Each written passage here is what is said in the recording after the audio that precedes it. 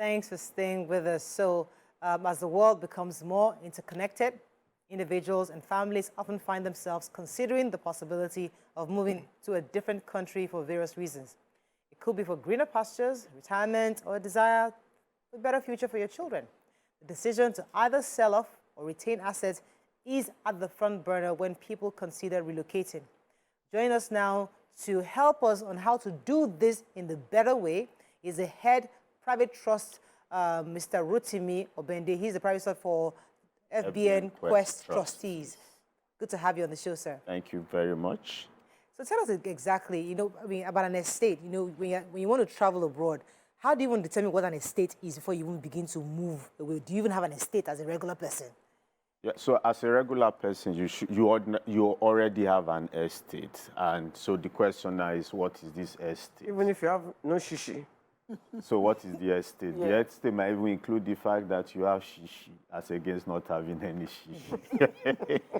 So essentially, it is what you own, minus, just putting it plain layman language, everything you then owe other people. So what you own, what belongs to you, which we call assets, all your assets. They can be liquid assets or illiquid assets. So liquid assets, your cash, your investment, either in stocks or shares, or the illiquid asset, what we call real estate. So the sum total of all of this is what we call an estate, minus all other liabilities. There are softer assets also, where you have your cryptocurrency or your e-wallets, for example. So all of these make up your estates. So you see that you have an estate.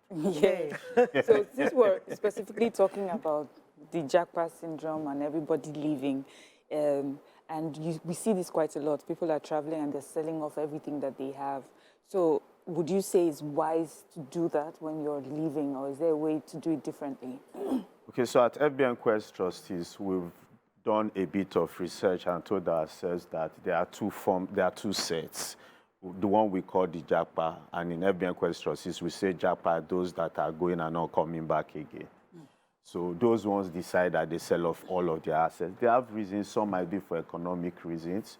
The other part is those that we term relocation. So they go, they leave their assets. Then the question is, can they find a better way to manage it? And we say yes. If you find an institution like FBNQuest Trustees, we can help you manage your assets back here in Nigeria. Now, I talked about those that JAPA. Some of them have very ridiculous assets that some have in Banana Island or Lekki. Very good assets that ordinarily they should not sell. Because when you then travel abroad, your first 3 months are a struggle. You are then asking yourself, will I get a job quickly or easily? You then look at 6 months, 9 months. But if you have an institution manage those assets for you, you then earn income. That then begins to help you to settle down.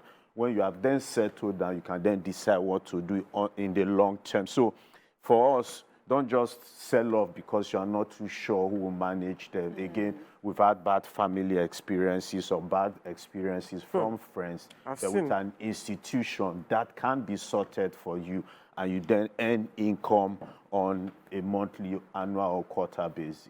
So can someone, if I JAPA now, can I continue to get assets in Nigeria? Yes, clearly you can continue to invest in Nigeria and bring in those dollars or pounds that you earn there, bring them back in Nigeria. But what is important is they want to JAPA. I am not JAPA. Why would you say we want to JAPA? I want to JAPA. Okay. Nothing in my life has ever suggested that. Me. Okay. You have forgotten you want to go to Canada. It's just to visit. You think I me? I thought that what I have in Nigeria. I think I visit because you then look at the assets that they own. Now, what is important when you look and speak to people, even when you follow social media, is the fact that they find it hard to trust people. We've seen situations where somebody has worked for 20 years abroad, has been sending money consistently, thinking that family members have bought mansions for them. And they just suddenly realize that they didn't even own a plot of land after sending money consistently for 20 years. So, but that cannot happen with an institution, because an institution like FBNQuest, for example, Trustees, is regulated by the Security and Exchange Commission. You cannot report family member. You report them to family. They take them for family meetings. Nothing is done. They tell you to understand. But if you deal with an institution, you can easily report us to SEC if you think that we've infringed on your rights, which I know is not going to be possible. Mr. Rotimi, you see that's my style just talk about. In my family, the repeated way it happens is like they don't want to learn. So let me just talk about the one that concerns people who want to take care of family. If you have JAPA and you've given, can you put in your trust and your people that you left back home, instead of them waiting for brother in the abroad to send dollars, can they benefit from the trust that you have created? Yes, so you can set up a trust for those in Nigeria. And the assets that you are putting are then used for their benefit. Yes. Many times, daddy is calling, mommy is calling, I have a medical issue, I want to go to the hospital. You are then running around looking for her money to take care of them. With a trust in place at FBNQuest Trustees, it's very easy. We can decide to take an HMO for your parents or your siblings, brothers and sisters. But what is important is that a structure has been put in place, and that structure is managed by a reputable institution. Okay, there's a question that I wanted to ask when you spoke a bit earlier. So for somebody living abroad now, buys property for maybe Nima in Nigeria, and now she has a property, but she can't manage the property. So can she contact you to help her verify first the property and maybe just manage everything so she can hand the papers over to you where you're the one making sure the property is secure? So set up a trust. When you do that, fund the trust, we interface with her, we buy the property in the name of the trust, we manage the property.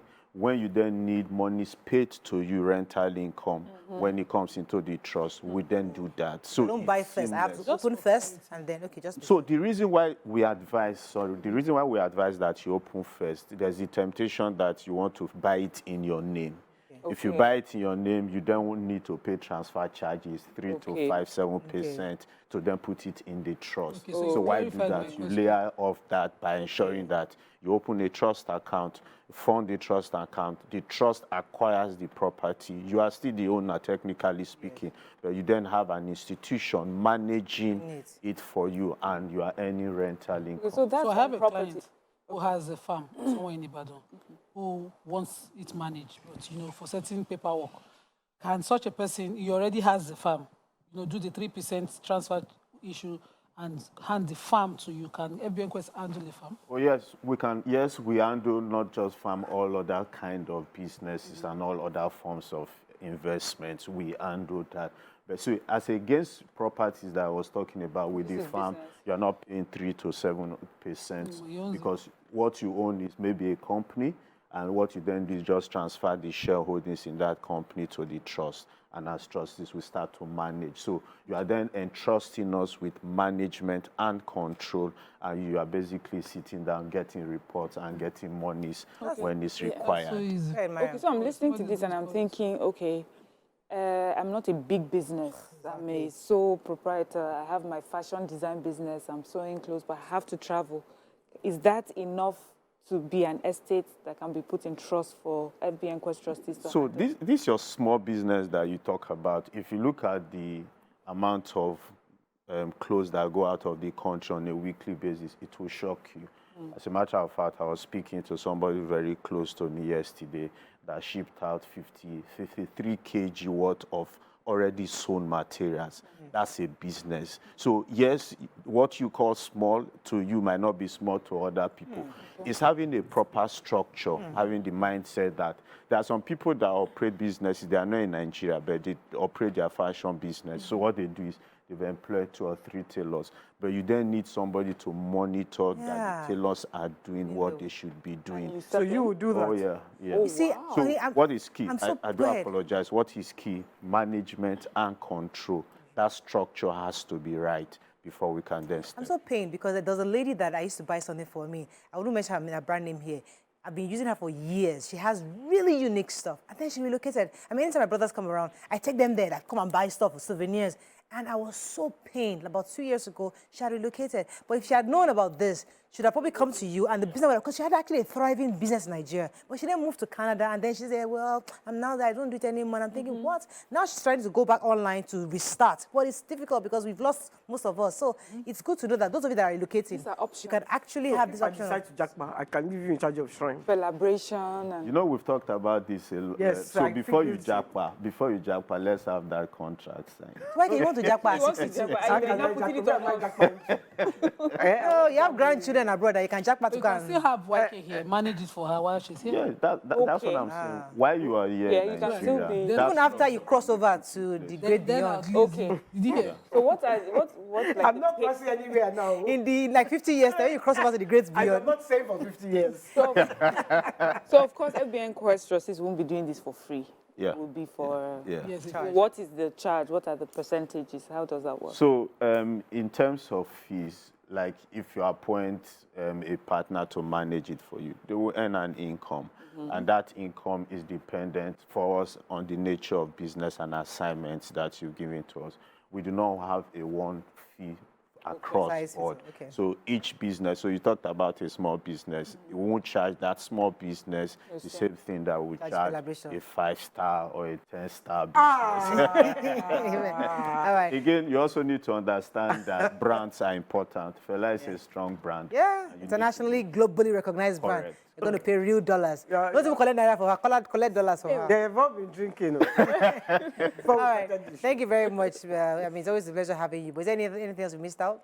I'll just say that before you take out that decision to JAPA, you should speak to us at FBNQuest Trustees. See FBN you Trust- JAPA people.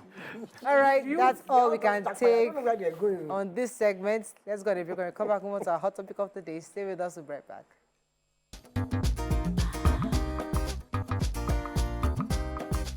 Stay tuned. Your View will be right back.